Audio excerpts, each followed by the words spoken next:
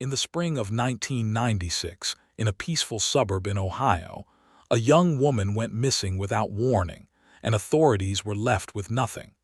Exactly 20 years later, a single unexpected delivery changed everything, and it uncovered a truth no one was prepared for. The town of Oak Creek sat quietly nestled within the rolling, heavily forested hills of southeastern Ohio. It was the kind of idyllic, tight-knit community where generations of families stayed for decades, where local businesses thrived on Main Street, and where the changing of the seasons brought a beautiful, predictable rhythm to daily life. In the vibrant spring of 1996, the town was covered in blooming dogwoods and bright green foliage, shaking off the heavy chill of the long Midwestern winter. At the center of this quiet community lived 28-year-old Rachel Monroe. Rachel was a woman who naturally completely brightened any room she walked into. She worked as an outreach coordinator at the local public library, spending her days organizing reading programs for children and delivering books to elderly residents who could no longer drive. She was deeply empathetic, fiercely intelligent, and possessed a quiet, grounding warmth that drew people toward her. Her college sweetheart, Evan Carter, was completely captivated by her from the exact moment they met. Evan was a soft-spoken, hard-working local draftsman who looked at Rachel as if she were the only person in the entire world. They had spent years building a deeply profound, beautifully unshakable foundation. Everyone in their circle of friends and family completely agreed that Rachel and Evan were the absolute definition of soulmates. They were the couple that everyone entirely believed would grow old together, sitting on a porch swing 50 years in the future. In early May of 1996, they finally tied the knot. The wedding was a beautiful, intimate ceremony held in a small community church, surrounded by the overwhelming love of their families. They danced under warm string lights, entirely consumed by the beautiful, chaotic joy of their new marriage. Because they had used most of their savings to purchase a small, charming starter house on the edge of town, they decided to delay their official honeymoon until the following year. Instead, they planned to spend their first week as a married couple simply enjoying their new home, unpacking wedding gifts, and soaking in the quiet bliss of their new life together. For the first 2 days, everything was absolutely perfect. Then came the third day. It was a completely ordinary Tuesday morning.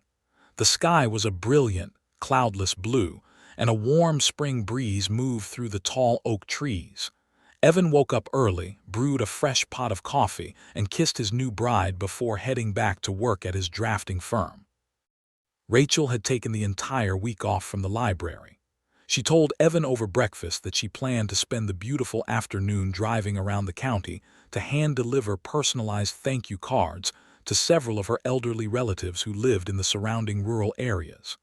It was a deeply thoughtful, entirely typical gesture for Rachel.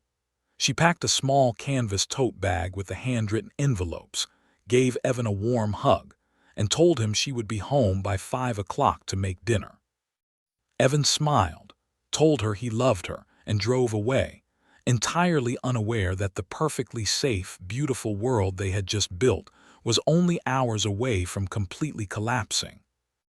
When Evan pulled into their driveway shortly after 5:30 that evening, he completely expected to see Rachel's dark green sedan parked near the front porch. He expected to walk through the front door and hear her singing softly in the kitchen. But the driveway was completely empty. Evan walked into the quiet house. He dropped his keys on the counter and called out her name, assuming perhaps she had parked in the garage or walked down the street to speak with a neighbor. The house was absolutely silent. The breakfast dishes were still neatly stacked in the sink. He didn't panic immediately.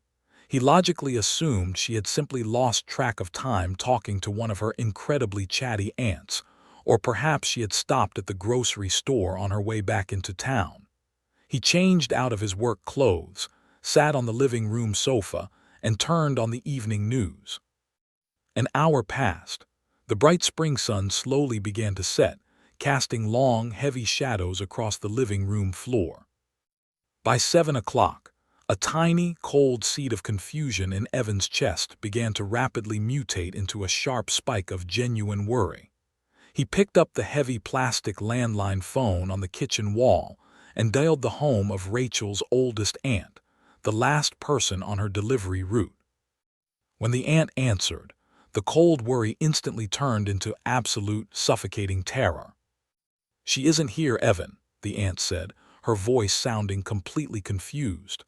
"Rachel never came by today. I've been home all afternoon gardening, but I haven't seen her." Evan dropped the phone. He frantically began dialing the numbers of every single relative on Rachel's list. The terrifying timeline quickly became clear. Rachel had successfully delivered the very first thank you card to a cousin just outside of town around 1 o'clock in the afternoon. She had stayed for exactly 15 minutes, hugged her cousin goodbye, and drove away.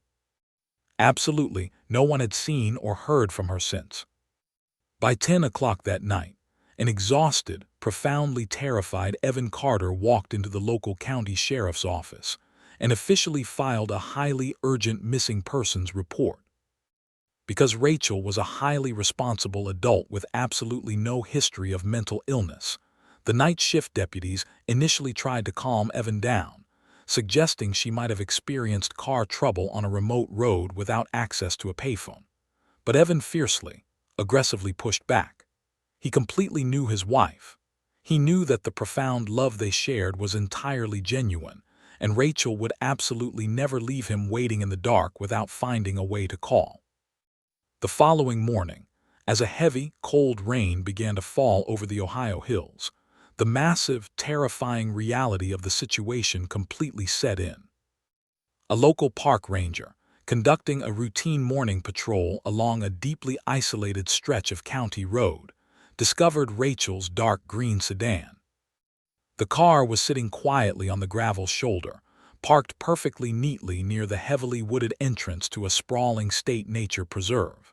The location was nearly 10 miles away from her planned route, deeply tucked into the dense, silent forest. Heavily armed county deputies immediately secured the area, wrapping the quiet road in thick yellow crime scene tape. Evan was aggressively rushed to the scene by a senior investigator. He stood completely shivering in the freezing rain, paralyzed by a massive, suffocating terror as he stared at his wife's abandoned vehicle. The state crime scene technicians carefully approached the car. The engine was completely cold. The doors were entirely unlocked. There were absolutely no signs of a violent struggle, no shattered glass, and no blood on the upholstery. There were no dark tire marks on the asphalt to suggest the car had been violently forced off the road. It looked exactly as if Rachel had simply pulled over, turned off the engine, and stepped out. But as the lead detective, a heavily seasoned investigator named Detective Harris, examined the interior of the vehicle, he noticed a series of completely baffling, highly terrifying details. The car keys were completely missing from the ignition.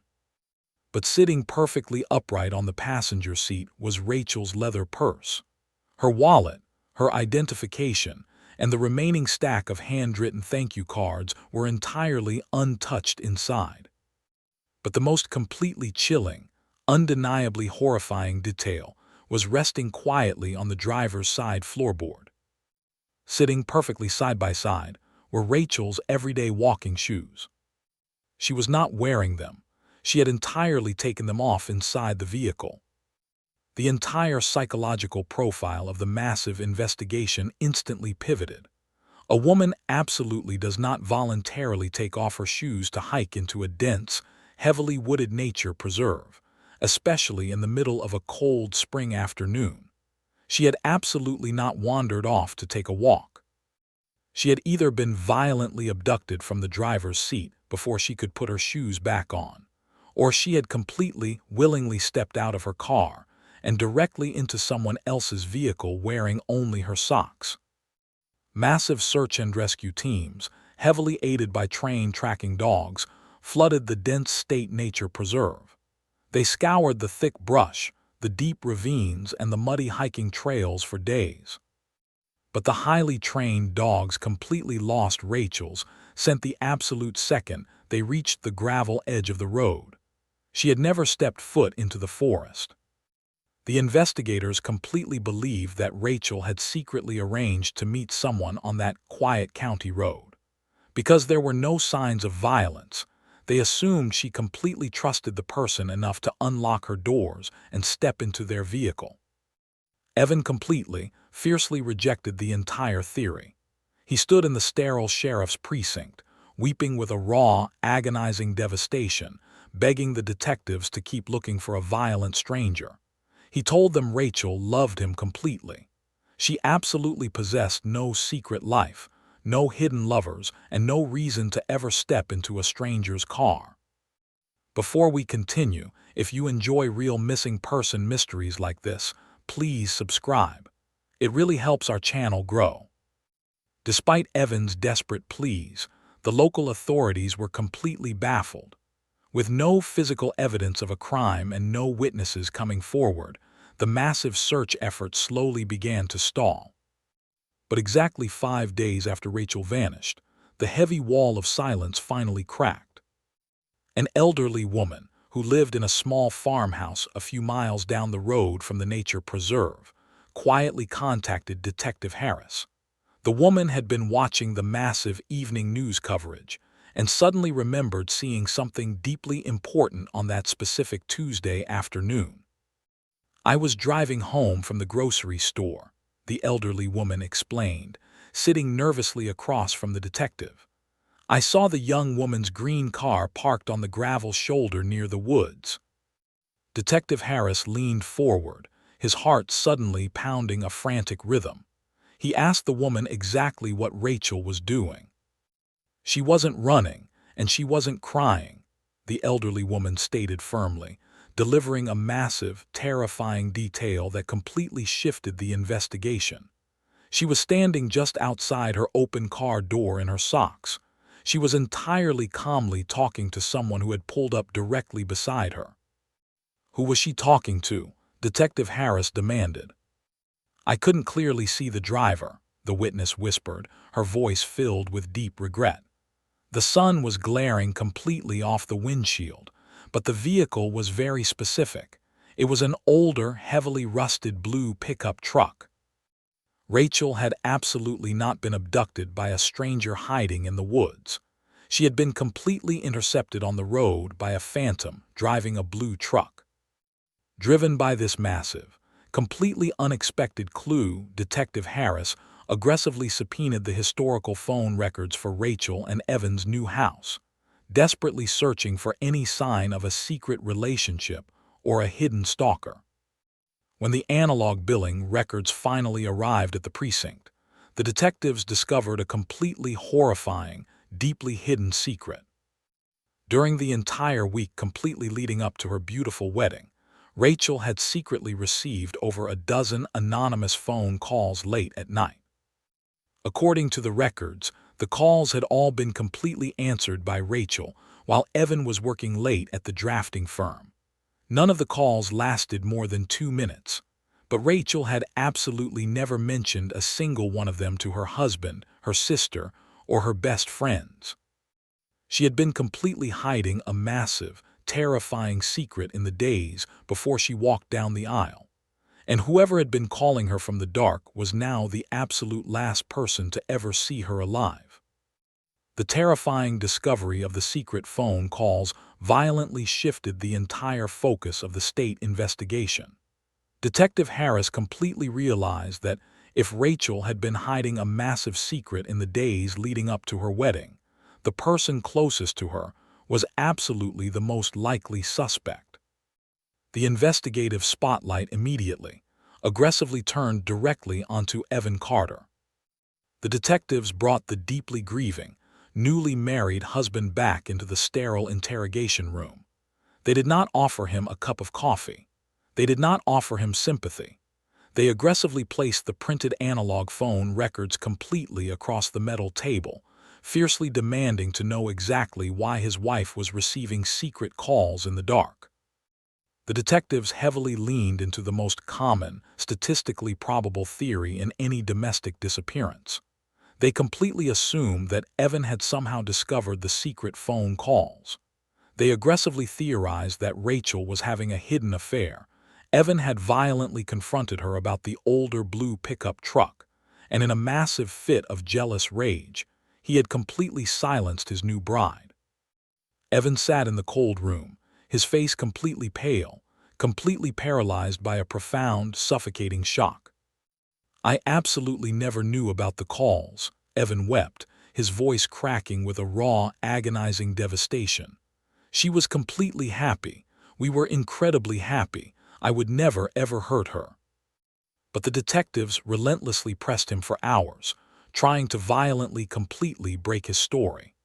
They demanded a minute-by-minute timeline of his exact movements on that ordinary Tuesday afternoon. The massive, aggressive interrogation completely failed to produce a single crack. Evan's physical alibi was absolutely, entirely flawless. The detectives heavily audited the time cards at the local drafting firm. They interviewed every single one of his coworkers. The massive corporate security cameras completely confirmed that Evan had been sitting at his drafting table, entirely surrounded by dozens of witnesses, from 8 o'clock in the morning until 5 o'clock in the evening. He completely lacked the physical time to intercept his wife on the county road, hide her body, and return to work unnoticed. The state police were entirely, legally forced to completely clear Evan Carter as a physical suspect. But in a quiet, deeply tight-knit Ohio town, the heavy shadow of public suspicion absolutely never completely disappears. The deeply painful whispers began to circulate through the local grocery stores and the community diners. Neighbors who had attended their beautiful wedding just weeks earlier began to slowly, quietly distance themselves. Evan was completely, entirely isolated, trapped in a massive, relentless purgatory of grief and public doubt. The state police aggressively attempted to track down the older blue pickup truck the elderly witness had seen. They entirely scoured the county vehicle registration databases. They heavily questioned local farmers, mechanics, and construction workers. But without a license plate number, a specific model year, or a physical description of the driver, the phantom in the blue truck completely, entirely vanished into the thin air. The invisible stalker had successfully pulled off a completely flawless abduction in broad daylight. The massive investigation slowly began to violently stall. 6 incredibly agonizing, completely silent months passed. The bright, vibrant spring turned into a heavy, freezing Midwestern winter. Because the case was completely cold, and the police desperately needed space in their secure evidence lockers, Detective Harris officially released Rachel's abandoned car and her personal belongings back to her husband. Evan sat entirely alone on the floor of his quiet, dark living room. The small starter house was freezing. He gently completely pulled Rachel's heavy leather purse onto his lap. The familiar, beautiful scent of her floral perfume violently washed over him, completely breaking his heart all over again. He slowly, carefully began taking the items out of the purse, desperately looking for any tiny piece of her to hold onto. He pulled out her wallet, her keys, and finally, the thick, heavy stack of handwritten thank you cards she had completely intended to deliver on the day she vanished. Evan gently flipped through the beautiful envelopes, his tears completely staining the thick paper. He entirely expected them to simply contain warm, generic messages of gratitude to her aunts and cousins.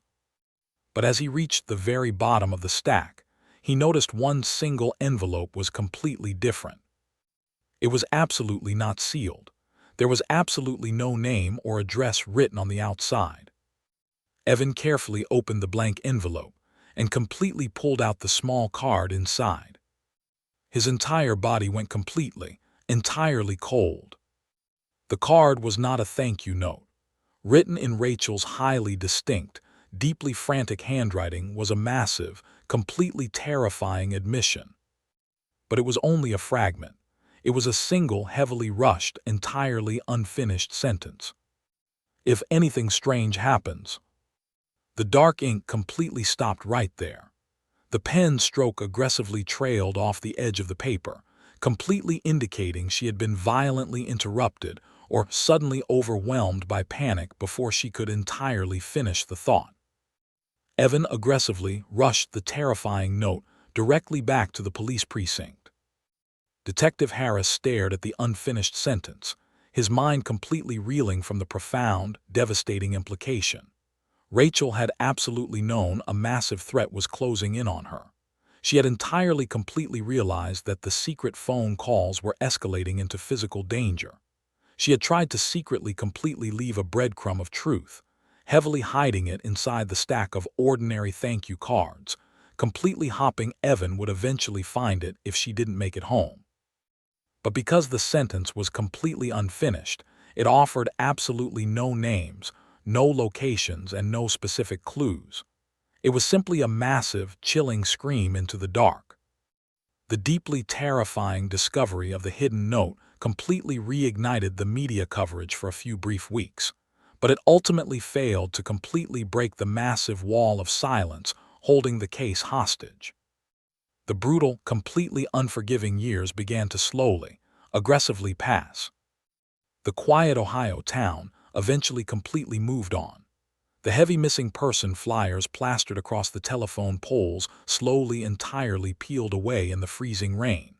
The local newspapers completely stopped printing Rachel's beautiful face. Even the deeply dedicated investigators eventually retired, entirely passing the heavily archived, profoundly frustrating cold case file down to younger detectives who had absolutely never even met the missing bride. Rachel's deeply heartbroken parents entirely completely refused to give up hope for nearly a decade. They spent their entire retirement savings hearing expensive private investigators and running national newspaper advertisements.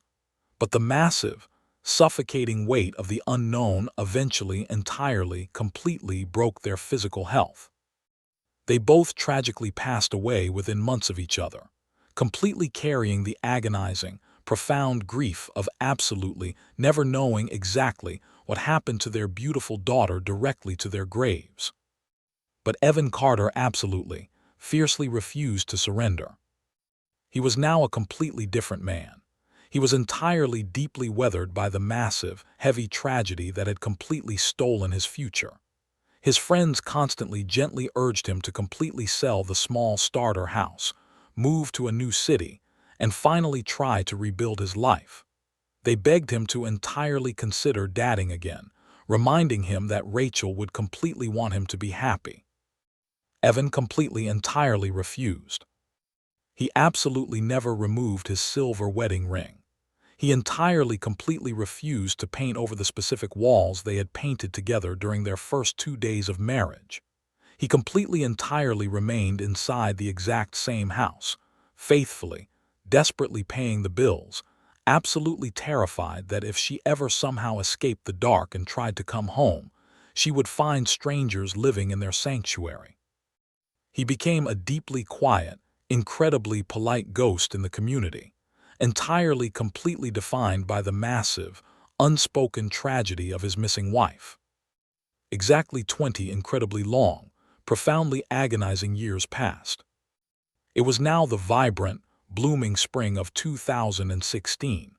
Evan was now a deeply older man, nearing his 50th birthday. The massive, entirely unrelenting silence of the past 2 decades had completely consumed his entire existence. Before we continue, if you want more emotional cold case stories like this, please subscribe. Your support truly means a lot to us. It was a completely ordinary, quiet Tuesday afternoon. The sky was a brilliant, cloudless blue, and a warm spring breeze moved through the tall oak trees, completely perfectly mirroring the exact day Rachel had vanished. Evan slowly walked out onto his front porch to check the small metal mailbox. He expected completely absolutely nothing but standard utility bills and heavily colored grocery store flyers. He pulled a small stack of mail from the box. Sitting completely hidden at the very bottom of the stack was a single, entirely plain white envelope. Evan completely stopped walking. He stared at the envelope, a tiny, cold seed of deep confusion entirely completely taking root in his chest. There was absolutely no return address printed in the corner. There was absolutely no postmark stamped across the front. The envelope lacked any official postal barcodes, completely entirely indicating it had absolutely not been processed through the federal mail system. Someone had entirely quietly, completely secretly walked directly up to his front porch and physically placed the envelope inside his mailbox by hand. Evan walked slowly back inside the quiet house. He sat heavily at the small kitchen table, staring at the completely unmarked envelope. His hands began to subtly tremble. He carefully, entirely gently tore the edge of the paper open. He completely tipped the envelope completely upside down over the wooden table. A small, heavily dense object completely fell out, hitting the wood with a sharp, heavy metallic clink. Evan's entire heart violently, completely stopped beating in his chest. His breath caught entirely in his throat, a massive, suffocating wave of profound shock aggressively crushing his lungs. Sitting perfectly completely still on the wooden table was a diamond wedding ring. It was absolutely not a generic piece of jewelry. Evan completely recognized the highly specific, incredibly custom vintage setting instantly. He had entirely spent months secretly saving his drafting salary to completely custom design that exact, precise ring for the woman he loved. It was Rachel's original wedding ring. Evan completely collapsed against the table, heavily grasping the small ring in his trembling hands. He openly completely wept, violently sobbing with a raw, agonizing devastation that entirely echoed through the quiet house.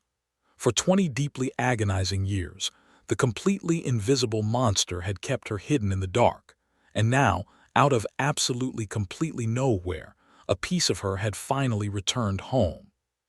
The ring was in completely impossible condition.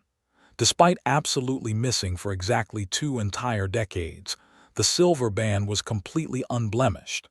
The diamond was absolutely entirely free of heavy dirt, deep scratches, or any physical damage. It had been completely, meticulously cleaned and entirely kept in perfect, highly protected condition for 20 years. Evan desperately, entirely, completely looked back inside the open envelope, searching for any other sign of life.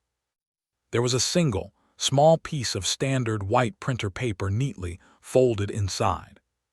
He pulled the paper out, his hands shaking with a massive, entirely uncontrollable violence. There was absolutely no signature. There was no handwritten explanation, and there was absolutely no demand for money. Printed completely flawlessly in the center of the page was one single, deeply profound, entirely devastating typed sentence. "She never stopped loving you." Evan sat completely frozen at his kitchen table, the plain white envelope resting lightly in his trembling hands. For 20 deeply agonizing years, he had lived inside a quiet, suffocating purgatory, waiting for a single sign that the woman he loved had not simply vanished from the face of the earth. Now, sitting on the worn wooden surface in front of him, was the very ring he had slipped onto Rachel's finger on the happiest day of his life. He did not hesitate. He immediately picked up the phone and called the local authorities. Within the hour, the quiet suburban street was filled with flashing lights. A highly experienced cold case investigator named Detective Lawson walked through Evan's front door. Lawson was a meticulous, deeply serious man who had grown up hearing the tragic legend of the missing bride. When he saw the silver wedding ring and the typed, devastating note sitting on the table, he understood instantly that the decades-old mystery had just violently fractured wide open. Lawson carefully secured the envelope, the paper, and the wedding ring inside sterile evidence bags, rushing them directly to the state crime laboratory. In 1996, forensic technology had been severely limited, but 20 years later, the tools available to law enforcement had evolved into something truly remarkable. The forensic technicians treated the envelope like a fragile historical artifact.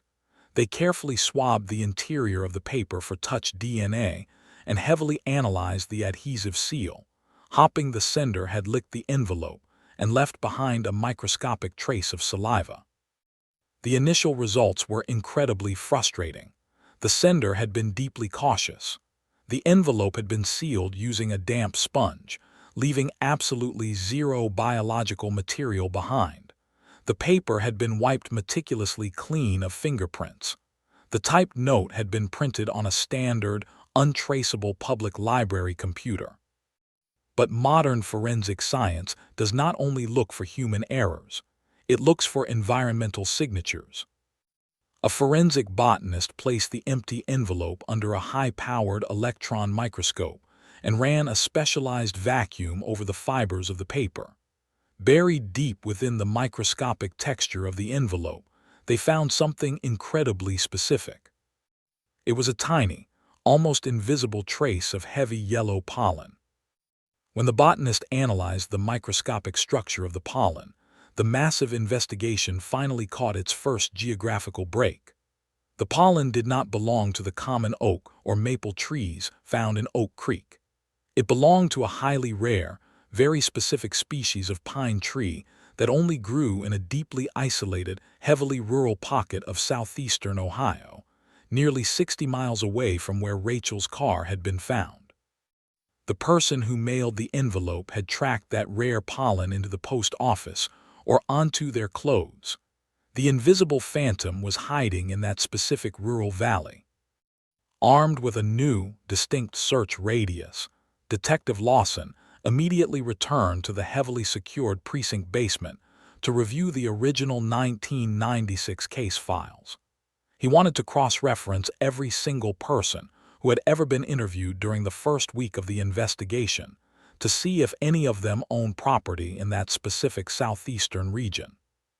He pulled the heavy, dust-covered cardboard boxes down from the shelf and began reading through thousands of pages of original police reports. But as Lawson carefully flipped through the master index of the primary witness transcripts, he noticed something deeply wrong. The page numbers at the bottom of the old, yellowed paper simply did not add up. The index clearly listed an official interview with a local witness on page 42.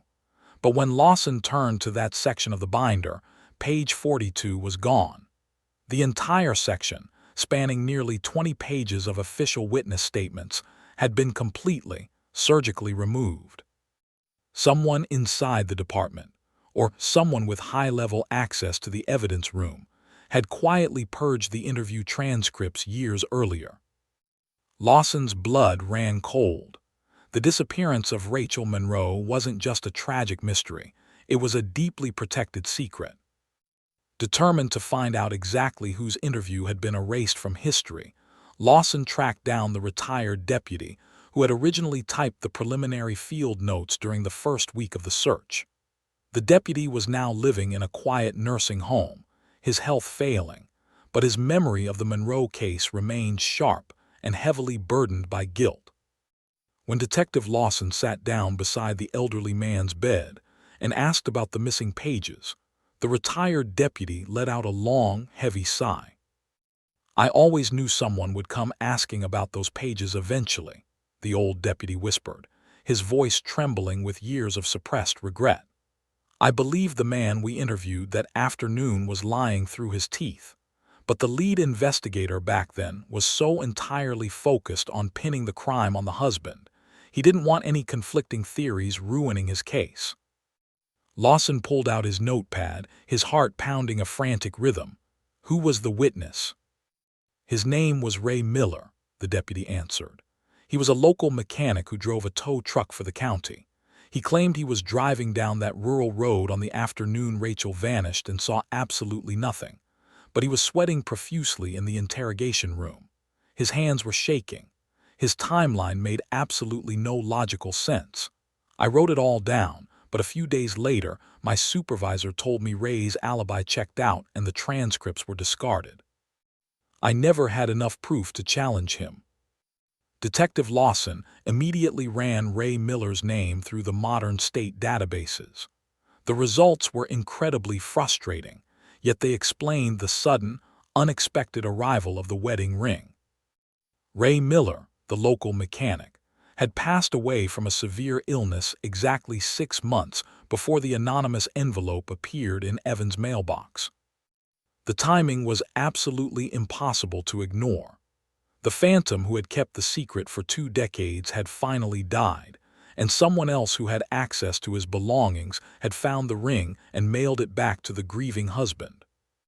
Lawson secured an immediate, highly restricted search warrant for Ray Miller's old, abandoned auto repair shop on the edge of town. The shop had been sitting empty and decaying since the mechanic's death. The air inside was heavy with the thick, suffocating smell of old motor oil, rusted metal, and damp earth. Heavily armed state police and forensic technicians flooded the dark, dusty building, tearing through decades of hoarded junk, old car parts, and rusted toolboxes. For hours, they found absolutely nothing connected to Rachel. It looked like just another dead end. But as Detective Lawson was searching the mechanic's cramped, deeply filthy back office, he shined his flashlight behind a massive, incredibly heavy steel filing cabinet tucked into the corner of the room. The cabinet had clearly not been moved in decades. Lawson called for 2 other officers to help him pull the heavy steel cabinet away from the wall. As the metal scraped loudly across the concrete floor, a small, brightly colored object dropped from a hidden ledge behind the cabinet, hitting the ground with a sharp plastic clatter. Lawson knelt down and picked it up. It was a heavily dust-covered, bright yellow disposable camera. It looked like it had been accidentally dropped behind the cabinet years ago and completely forgotten. Lawson carefully placed the old camera into an evidence bag and rushed it directly back to the state crime laboratory, praying that the sensitive film inside had not been completely destroyed by 20 years of intense summer heat and freezing winter cold. The technicians in the darkroom worked with painstaking, meticulous care.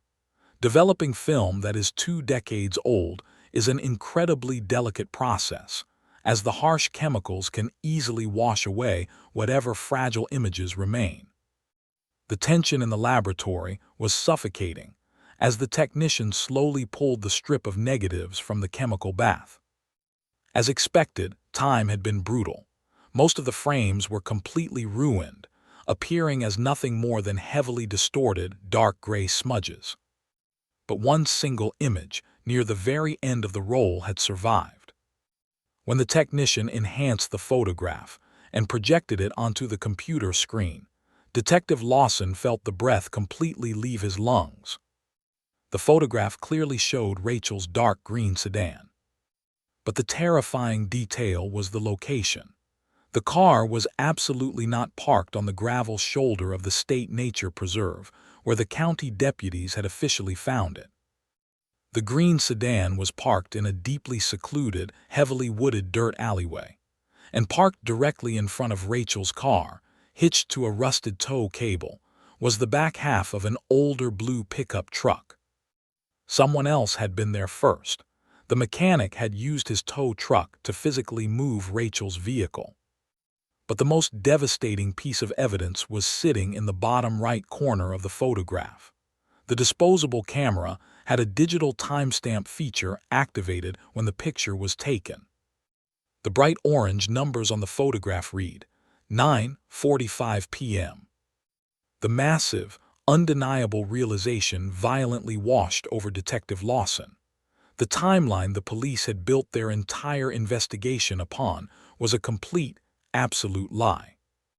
Rachel's car had not been abandoned at the nature preserve during the warm afternoon.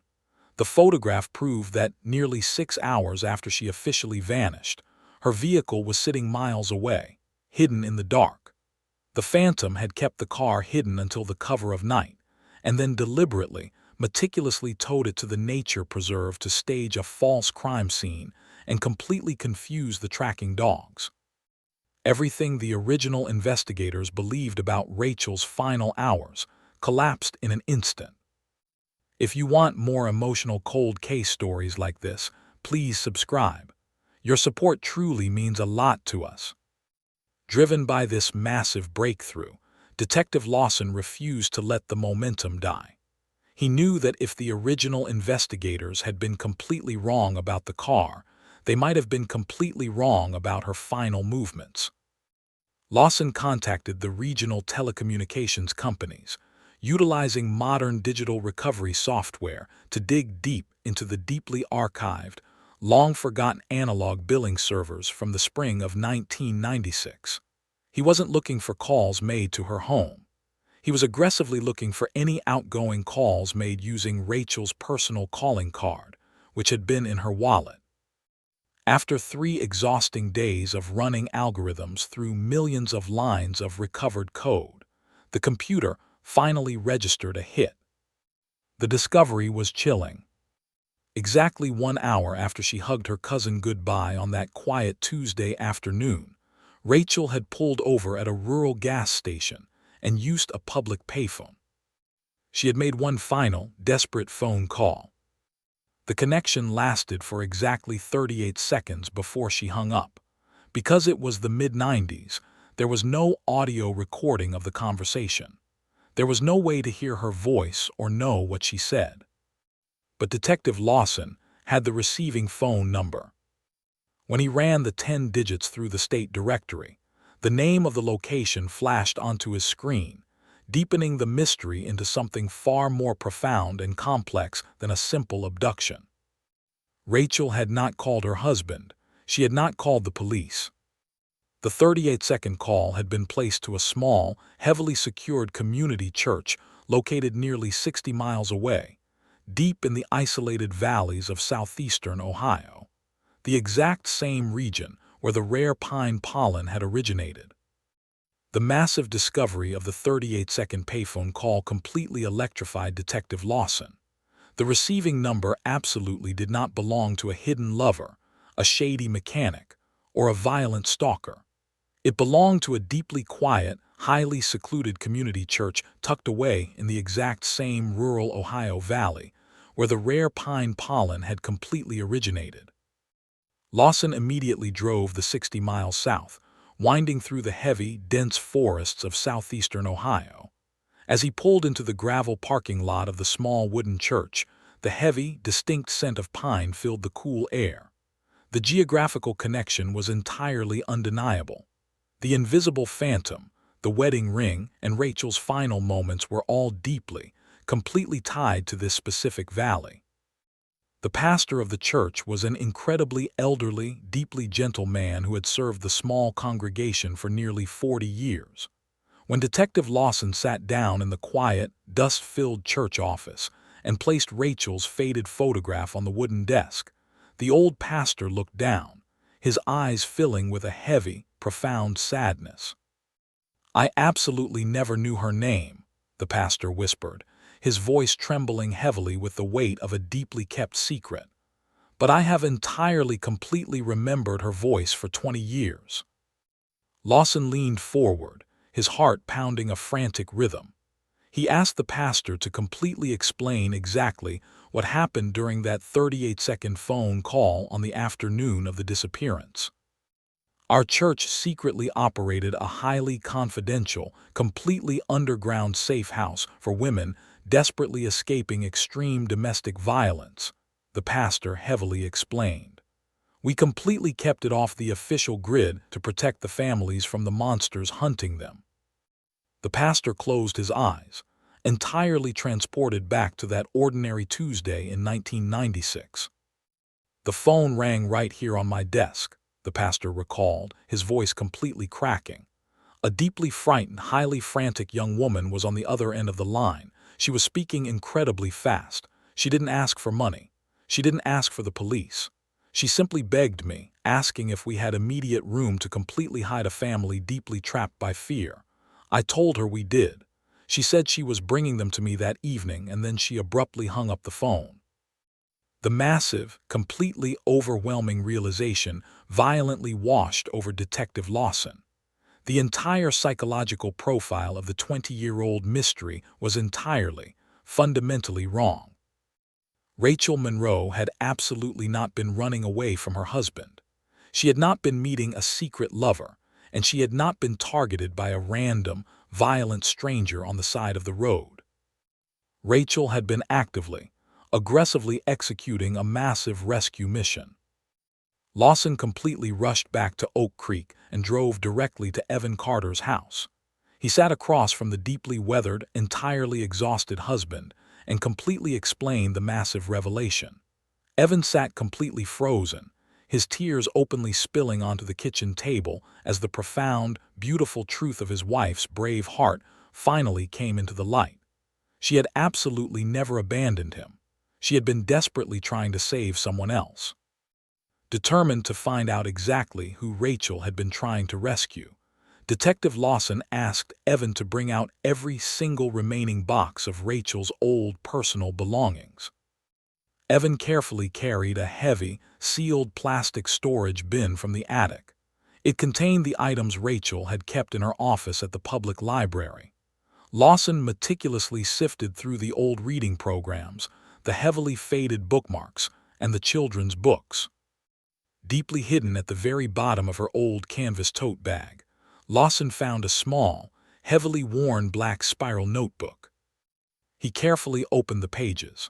The notebook was entirely filled with Rachel's incredibly neat handwriting, but it absolutely did not contain standard library schedules. The notebook completely documented Rachel's highly secret, deeply confidential volunteer work.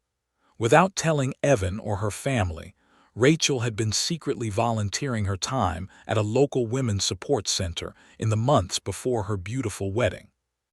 But Rachel was fiercely, completely intelligent. She knew that writing down physical names could completely endanger the women if the notebook was ever lost or discovered by the wrong person. The entire notebook heavily utilized only single initials instead of full names. She had intentionally, meticulously completely protected the abused victims' true identities, even in her own private, hidden notes. Lawson heavily analyzed the frantic entries from the spring of 1996. One specific case completely dominated the final pages of the notebook. Rachel had heavily documented her deep, emotional connection with a severely terrified young mother and her small daughter, entirely referred to only by the initials M and C. The final entry in the notebook, written just 3 days before the wedding, read, "He is getting out. M is terrified he will kill them both. We have to move them this week." Detective Lawson immediately aggressively subpoenaed the heavily restricted historical files from the local domestic violence support center. He meticulously cross-referenced the initials with county court records, jail release dates, and old police reports from 1996. He finally isolated a massive, undeniable match. The young mother's name was Maria. Her incredibly violent, deeply dangerous husband had been sitting in the county jail on massive, heavy domestic assault charges for months. But due to a severe clerical error and heavily overcrowded jail conditions, the violent husband had been suddenly, completely released back onto the streets just days before Rachel's wedding. The terrifying secret phone calls Rachel had received late at night in her new house finally completely made absolute sense. The violent husband had aggressively discovered that Rachel was actively helping his wife plan an escape. He had been completely calling her house in the dark, heavily breathing on the line, silently completely threatening the young bride to stay away from his family. But Rachel absolutely refused to completely back down. She had entirely bravely decided to use her afternoon of delivering thank you cards as a completely perfect, highly innocent cover story to secretly pick up Maria and her young daughter and drive them directly to the underground church safe house. But the violent husband had completely figured out the rescue plan. The state task force aggressively launched a massive, highly publicized media campaign, entirely completely releasing the newly discovered details of Rachel's incredible heroism. They desperately completely pleaded with the public, begging the mother or the daughter to finally come forward and break their 20 years of terrifying silence. The massive media broadcast heavily blanketed the entire state. 2 days later, a deeply nervous, highly emotional adult woman quietly walked through the heavy glass doors of the state police precinct. She was now 30 years old, living a deeply quiet, highly successful life entirely under a completely different legal name. She sat down in the sterile interrogation room, trembling violently as she looked across the metal table at Detective Lawson. "My original name was Chloe," the young woman wept, entirely completely confirming she was the small daughter Rachel had desperately tried to save. "My mother and I watched the news reports about the returned wedding ring. My mother is incredibly ill now. She has spent 20 agonizing years completely terrified to speak to the police, but we can't completely hide the truth anymore." Chloe took a deep, highly ragged breath, entirely preparing to completely shatter the 20-year-old mystery of exactly what happened on that quiet county road. "Rachel was supposed to quietly pick us up near the edge of the state nature preserve," Chloe heavily explained, her voice cracking with a profound, agonizing guilt. "My mother and I heavily packed 2 small garbage bags with our clothes. We hid in the deep, freezing brush near the gravel shoulder, completely waiting for her green car to arrive." Chloe closed her eyes, heavy tears openly entirely spilling over her cheeks as the massive, horrifying memory violently returned. "Rachel completely pulled over perfectly on time," Chloe sobbed. "She stepped out of her car in her socks so her heavy heels wouldn't make noise on the gravel. She quietly opened her passenger door for us to get in. But before the terrified mother and child could even entirely step out of the dark woods, a massive, older blue pickup truck violently tore down the county road and aggressively pulled up completely directly beside Rachel's car. "It was my father," Chloe whispered, her entire body shaking with a deep, absolute terror. "He had entirely completely followed Rachel. He jumped out of the blue truck. He had a heavy weapon. He was screaming, entirely completely demanding to know exactly where my mother was hiding." Chloe completely explained the absolute, unimaginable heroism of the 28-year-old bride. "Rachel absolutely never looked toward the woods," Chloe wept, entirely overwhelmed by the massive sacrifice. "She completely knew that if she even glanced at the bushes, my father would violently kill us all. Instead, she stood perfectly entirely still. She calmly looked directly at him. She told him that she was completely alone." The violent husband completely refused to believe her. He heavily demanded that Rachel get into his blue pickup truck, aggressively completely threatening her life if she refused. "She willingly got into his truck," Chloe cried, completely gasping for heavy air. "She absolutely completely believed she could calm him down long enough for my mother and me to safely run away through the deep woods. She sacrificed herself to completely stall him. She absolutely never expected she would completely disappear too." The blue pickup truck aggressively tore away, entirely completely leaving the green sedan behind. The terrifying phantom driving the truck was the violent husband. He had heavily paid his close friend, the corrupt local mechanic Ray Miller, to entirely quietly tow Rachel's car later that night, aggressively staging the false crime scene to completely protect his terrible crime. Maria and her young daughter had aggressively ran completely deep into the state nature preserve. They had entirely hitchhiked across the state line the next morning, completely changing their names and vanishing into the massive federal system. They had absolutely never known that the beautiful woman who saved their lives had completely entirely paid the ultimate, devastating price. Detective Lawson sat in the quiet interrogation room, entirely completely stunned by the massive, profound bravery of the young bride. Rachel had completely willingly stepped directly into the absolute darkness, entirely sacrificing her own beautiful future to fiercely protect 2 highly vulnerable strangers. Armed with the absolute, undeniable truth of the violent husband's identity, the massive state task force aggressively, completely pivoted. The violent husband, Marcus, had officially passed away from a massive heart attack nearly a decade earlier, entirely completely escaping physical justice.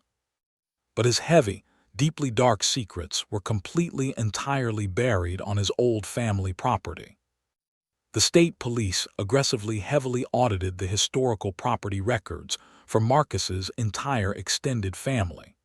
They entirely discovered a massive, heavily abandoned stretch of rural farmland located deep in the southeastern Ohio Valley, completely directly connected to the suspect's older brother.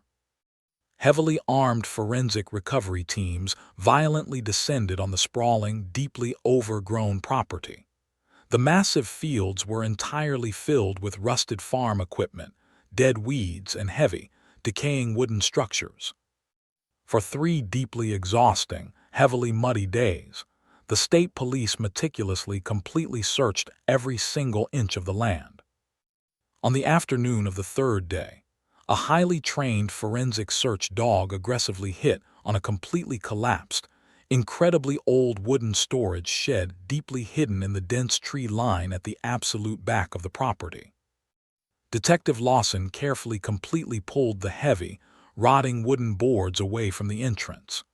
The air inside the dark shed was heavy with the deep smell of damp earth and rust. He shined his heavy, tactical flashlight into the dark corners. Sitting entirely buried beneath a heavy pile of rusted metal chains and old tractor tires was a thick, deeply faded piece of clothing. Lawson carefully completely pulled it free, using heavy latex gloves. It was a heavy, incredibly distinct dark blue winter jacket. Lawson immediately completely recognized it from the official missing person flyers. It was the exact, absolute specific jacket Rachel Monroe had been wearing on the incredibly cold spring afternoon she completely vanished. The massive, terrifying investigation had finally entirely completely found the physical evidence. The deeply hidden storage shed had completely kept the dark secret entirely safe for 20 incredibly agonizing years, heavily hidden exactly where previous search teams had absolutely never even thought to look.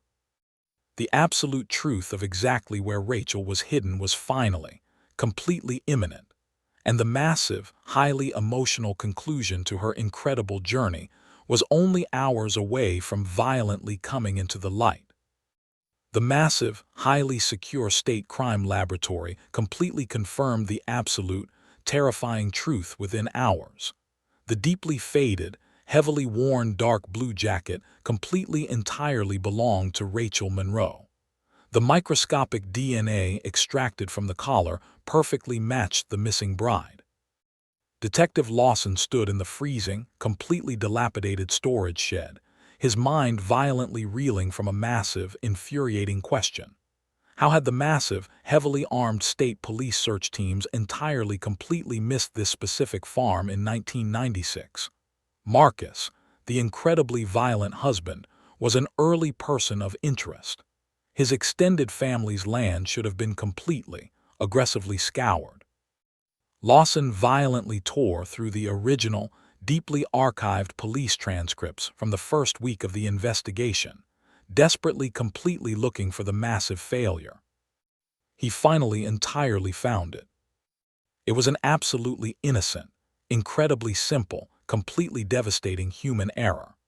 During the initial 1996 canvass, a highly nervous early witness had accidentally completely transposed 2 simple digits when giving the local deputies the official county road number for the family's property.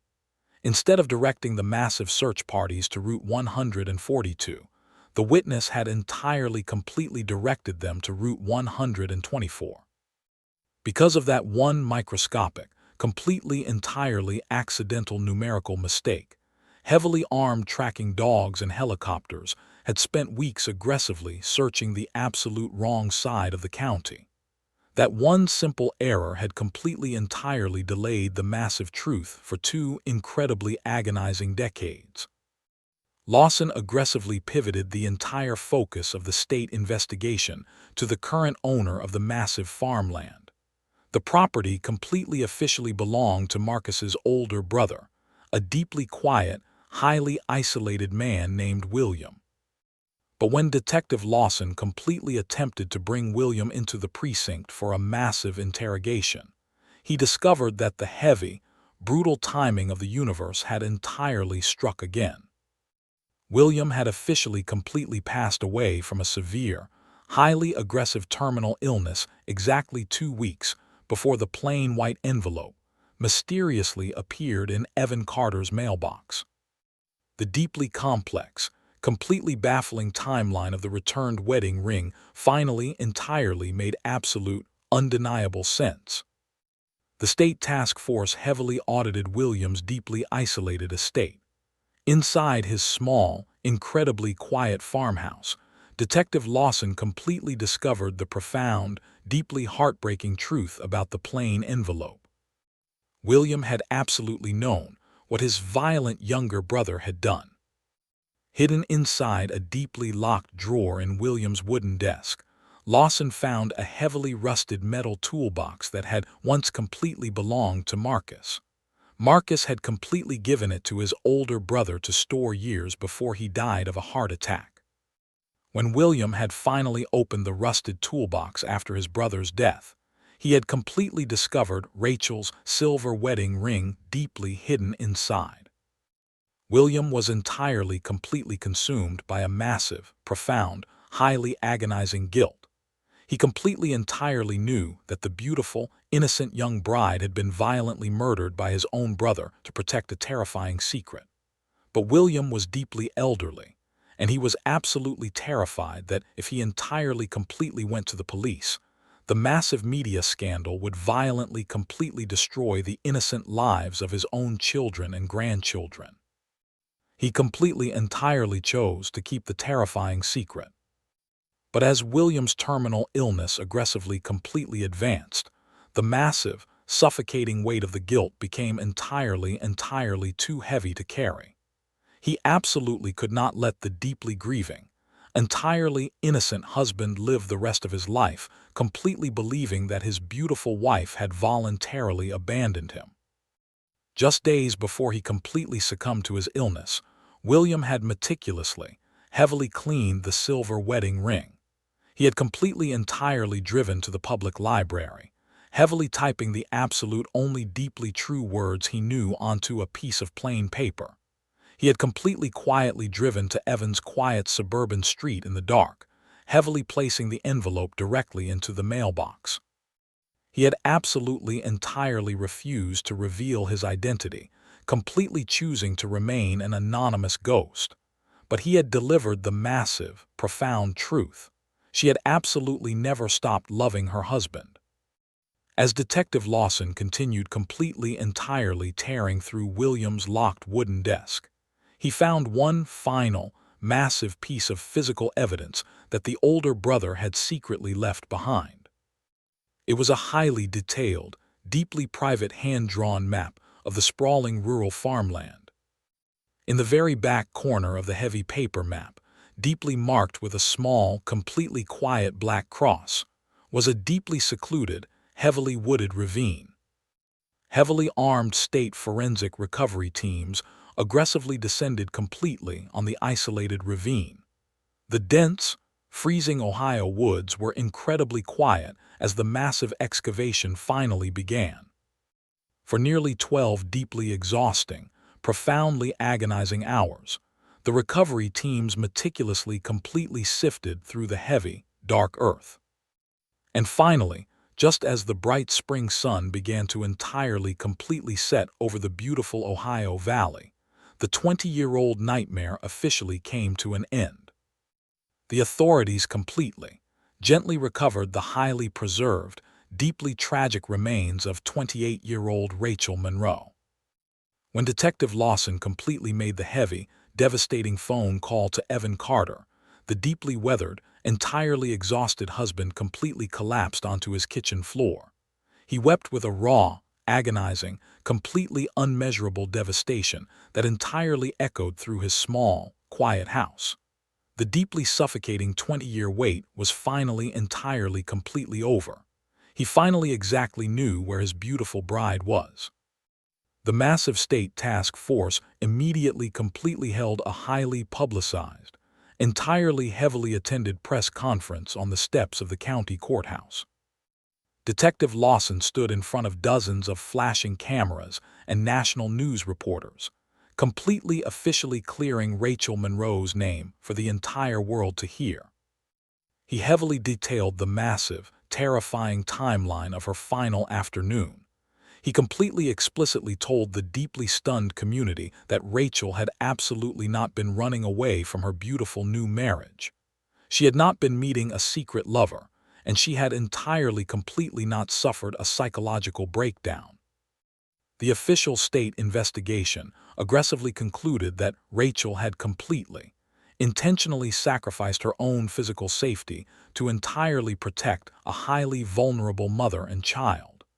She had willingly completely stepped into a massive monster's vehicle, heavily drawing the absolute danger away from the innocent victims hiding in the dark woods.